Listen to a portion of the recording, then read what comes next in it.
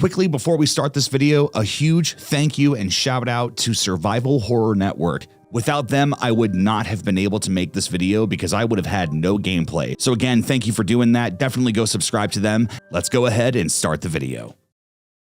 Silent Hill 4: The Room. A divisive game amongst fans, but it's one that changed everything for me as an early teenager. Just to clarify, this is not a review.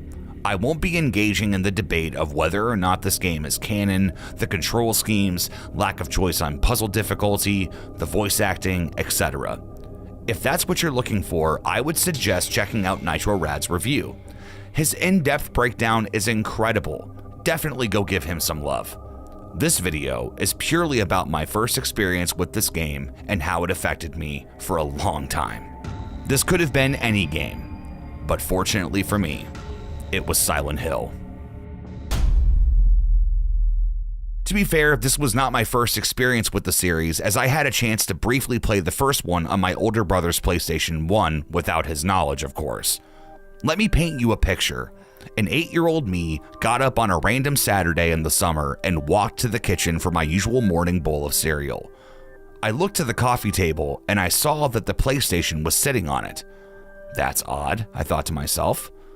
Why it was there, I had no clue, but I quickly forgot about my breakfast and fired it up.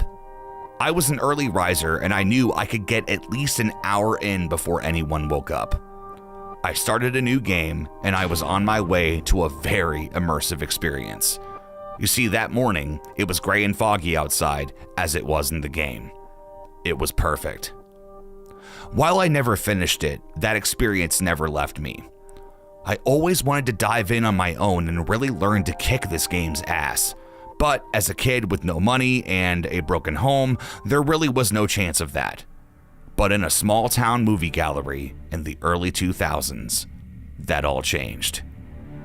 Scanning the shelves of the games to rent, I saw the cover of Silent Hill 4. It made me very uneasy, and the mature rating solidified that I'd be on an adventure. I grabbed it, and amazingly, my mom didn't think twice. We got home, and as she made dinner, I fired up the game and was met with the title screen. Yeah, a dead-sounding guitar that is being tuned with no resolve. My scares were about to begin, and I wasn't even close to playing yet. The game was left idle for whatever reason, and after a decent amount of time, the living room started spouting off horrendous music with visuals mixed with cutscenes and gameplay, and holy hell is it nightmare-inducing. My mom and I both had a look of, what the hell just happened? There was even a warning screen that said, some parts of this game may be considered violent or cruel. Damn, okay. Mom is a huge horror fan, but started to realize what I was about to get myself into. I could tell that she was reluctant, but wanted to know more. With that, I put the difficulty on normal, and my adventure began. If you don't know anything about the game, here's the gist. Our main character, Henry, wakes up to see that he's been locked inside of his apartment. There are padlocks, there are chains, and somebody has locked him in. He didn't do this, and no one else is in his apartment. After you explore for a minute, a loud crash comes from his bathroom where he sees a hole where his mirror used to be. Now that I've said this out loud, wow, what a concept. With no other option of escape, he crawls through. Now, I understand not everybody is claustrophobic, but this section really got to me, especially since the end of the tunnel is just a screen of static like a television. Who came up with this concept? This is one of the weirdest and unsettling things I've seen in creative art, let alone a video game. Moving on, Henry wakes up on a conveyor belt leading him into what looks like a subway? Wait a minute. I thought this was Silent Hill. Where's the fog? Where's the radio? Where's the... Oh, hello there. We meet Cynthia, who swears that she's dreaming and even hints towards some sexual content with Henry. I'm kinda scared all alone. I'll do a special favor for you later. Wow, this game had some balls. It gave me Metal Gear Solid vibes, specifically when Psycho Mantis had control of Meryl. You escort her down the hall and she starts to get sick out of nowhere. She runs to the ladies' room and who comes out? Tigers. No, a jaguar. Okay, what the fuck? It's so disturbing. Think about what led Henry here and now what he's dealing with. Demonic lickitung cats, huge ass bugs, a pair of conjoined twins that walk on their huge hands, whatever the fuck these are, the new enemies, the ghosts, and a wheelchair. Yes, a wheelchair. There's a lot of different enemies in this game, and they're specific to the theme and the story. I'm really happy that they treated the Silent Hill lore properly here.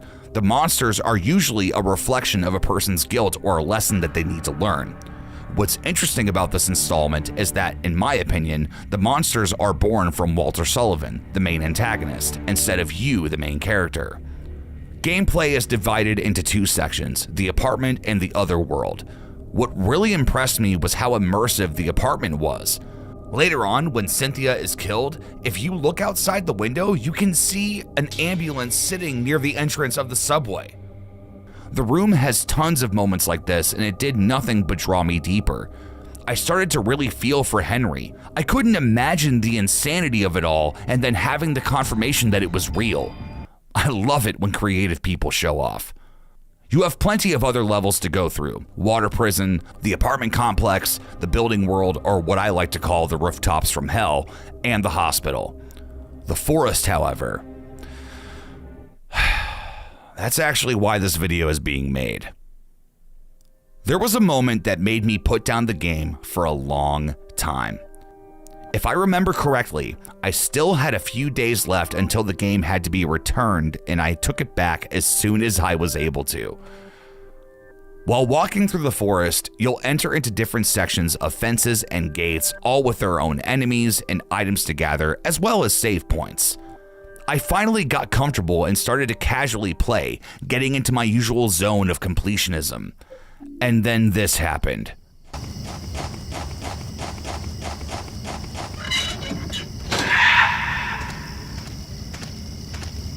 After I changed my pants, I turned off the game system without saving. A simple sound effect that I wasn't expecting threw me right back into the atmosphere that this game creates. Everything about the room is unnerving. While some games succeed at being scary, they lack any density of importance, interest, or even fun. I'm talking to you, Outlast 2. This game? It ropes you in from the moment the game is booted up and death grips your hair, dragging you through the madness. The lack of context is disturbing that you don't have time to make sense of things. You just have to keep going. When you're being attacked in general, your aim is to survive and make sense later. The room never gives us this relief directly. The only thing that we know for sure is that one of the enemy types are the victims of the main antagonist, which is as far as I will go into the plot. This is a story I do not want to ruin for you. I'd say experience it on the controller if you can. As I said, I didn't even finish the game through my first bout of playing. I especially didn't want to dive back in from a progress standpoint. I forgot to save and I lost a lot of progress. To go through that hell again, especially the forest, whisper, I really had to work at convincing myself to play again. I couldn't tell you when I ventured back to the apartment of hell and its companions, but when I did, I was older and felt like the game would be mere child's play to go through. I was young and fragile at that time. Certainly this game couldn't still be that bad. Yeah, it's still scary. I finally finished it and got one of the bad endings and felt empty. All of this for a shit ending? This was nearly, from what I can remember, a decade of me working through my fear and anxiety just to feel like it was all for nothing. I still to this day have not revisited it for two reasons. One, I don't have a proper system to play it on, and two, it still disturbs me to this day. When I think about the task that is Silent Hill 4, it's not in the gameplay that I'm hesitant, as the combat is very manageable. It's the atmosphere and the complexity of the scares that detour me to keep playing Doom Eternal.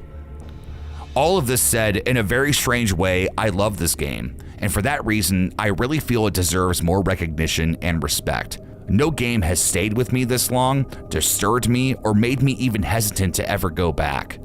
If there is ever an experience like this again, I will probably be as oblivious to its introduction to me as I was about The Room. Now I want to ask you, what did you think of this game? Was it a rough ride for you too? Do you think I'm a wuss? Let's talk in the comments. If you enjoyed this, please like and subscribe and ring the bell so you never miss an upload. If you'd like more videos like this, let me know and I will see you guys in the next one. Adios.